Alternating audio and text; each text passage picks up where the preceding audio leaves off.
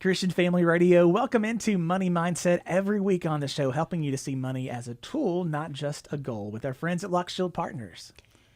We always love having Clark as a part of the morning show, and there is a lot of changes going on for our workers and our families that affect us as far as deductions and credits. I know it's a lot to talk about this morning, but at least help us start navigating through it, Clark. You do have the tax language down now, Bridget. Thank you. Deductions, Aren't we credits. Did you hear impressed? that? Yes. Derek, I didn't even remind her.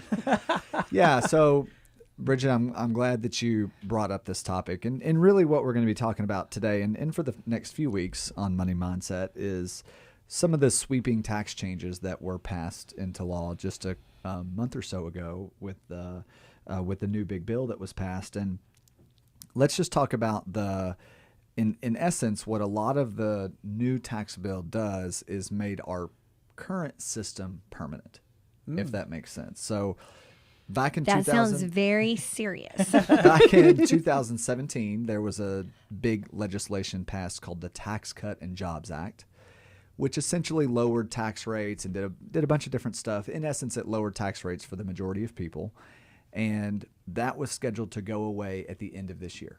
So 2025 is the last year under that legislation.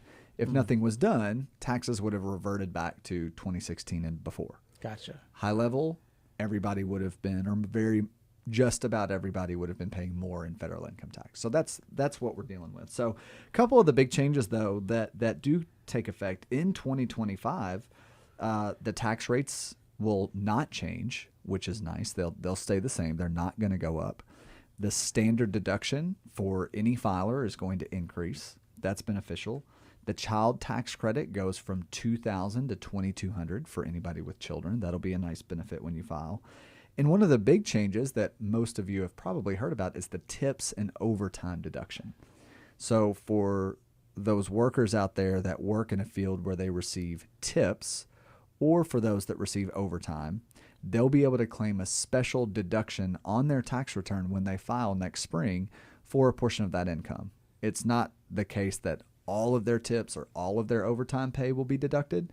There's some different income requirements and eligibility requirements that they have to fall in, but whether they qualify for the full amount or not, it's still a nice benefit that they'll receive. So those are going to be some of the main changes that our families and workers will see come into effect starting in 2025. All right. So to dig into this a little bit deeper, you can visit ChristianFamilyRadio.com or LockShieldPartners.com.